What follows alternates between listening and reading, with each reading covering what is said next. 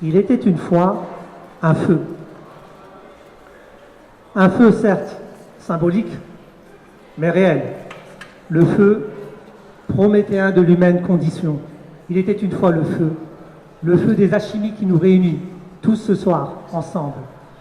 Comme le dit la sagesse amérindienne, se réunir est un début, rester ensemble est un progrès, mais réfléchir et agir ensemble est la réussite de demain. Se réunir autour du feu des alchimies, se réunir autour du feu de nos alchimies intérieures, c'est se réunir autour des récits, des témoignages que nous allons, que vous allez narrer tous ensemble. Et au-delà des histoires dites, c'est non seulement se réunir autour des témoignages, mais c'est surtout consolider notre croyance en nos rêves d'un désir et d'un futur réaliste et souhaitable. Car nos rêves sont peut-être des réalités endormies qui entendent juste d'être réveillées. Atemporelles et intemporelles dans l'arborescence du temps. Lorsque le jour nous quitte sur la pointe des pieds pour laisser place à la féerie des rêves, les récits narratifs sont une onde de puissance magique, douce à la fois pour pouvoir retrouver l'émerveillement. Et s'émerveiller autour du feu, c'est retrouver la fraîcheur du premier regard, c'est se laisser aller et oublier les choses que nous connaissons, c'est redécouvrir la première fois les éléments que nous ne connaissons pas. Il est temps de retrouver la chaleur des corps des hommes et des femmes, comme celle du feu. Il est temps de retisser la laine pour nos corps, tout comme la fable contée pour nos cœurs. Se réunir autour du feu, c'est relier, se réunir, toucher, sentir et faire vivifier la flamme de la reliance humaine dans son authenticité, la flamme de la reliure narrative dans son enthousiasme, le feu de la reliance des sens dans son discernement prospectif. Après tout, avec toutes ces années, les millénaires qui sont passés, ne sommes-nous pas, après tout, nous, humaines conditions, encore largement en enfance? Nous avons besoin d'histoire, nous avons besoin encore d'attention, nous avons besoin de bienveillance, nous avons besoin de jardiniers narratifs, toujours et encore. Ces jardiniers narratifs qui sont capables de mêler sens et essence des histoires. Les jardiniers narratifs, c'est la capacité à être ici et maintenant. Alors, pour cette première des alchimies narratives,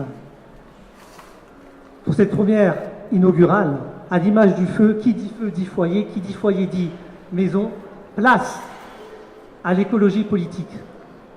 Mais avant de laisser la place aux acteurs qui vont vous raconter, narrer leur histoire sur l'écologie politique, je vous propose une parabole, un conte, une histoire, car le conte est une parole de la tendresse, est une parole de la reliance, est une parole dans l'incandescence du temps. Je vous propose d'aller comprendre ce que nous disent nos amis Ainus, peuple autochtone du Japon, du côté d'Hokkaido.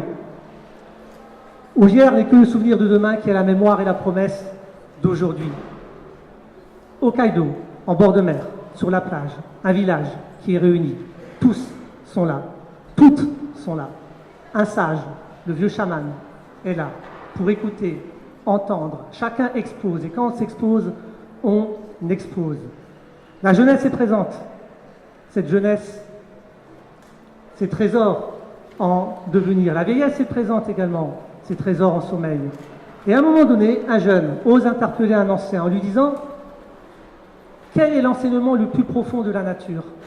Quel est l'enseignement le plus profond de Dame Nature ?» Alors, le vieux chaman, le vieux sage, prend son bâton, va sur le sable et écrit « À votre avis, qu'écrit-il » Respect, intéressant, c'est pas mal. Reliance, très juste, il y a du bon, on approche. Harmonique invisible, encore mieux. Mais on va aller encore au-delà. Équilibre. Tout est question d'équilibre et d'harmonie dans la vie, exact. Quelque chose que peut-être nous avons perdu aujourd'hui dans nos civilisations de la vitesse, qui est une civilisation où tout va vite, et quand tout va vite, on n'est plus dans l'authenticité. Il écrit le mot « attention ». Alors, un des autres jeunes reprend la parole et dit « Mais maître, il y a certainement autre chose que l'attention dans l'enseignement profond de la nature. » Alors le maître se relève et reprend le bâton et écrit « Attention ». Alors le village commence un peu à chahuter en se disant « Mais ça fait 2 fois qu'il écrit « Attention ».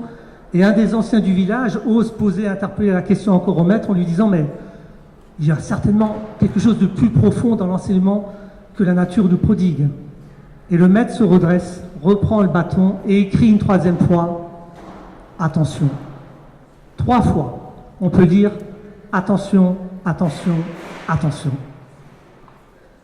Alors, les jeunes, les moins jeunes, se lèvent et commencent à exprimer une sorte de surprise en disant à leur chef « Mais qu'est-ce que vous voulez dire par là? Attention, attention, attention ».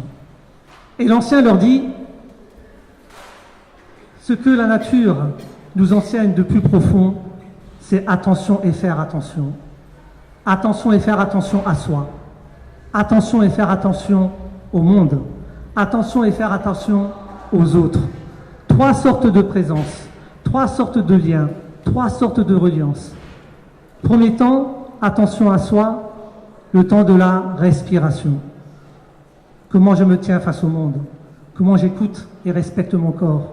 Deuxième temps, attention au monde, le temps de l'inspiration. Car le règne animal et végétal a beaucoup à nous donner et à nous enseigner sur la manière d'être et de vibrer avec eux.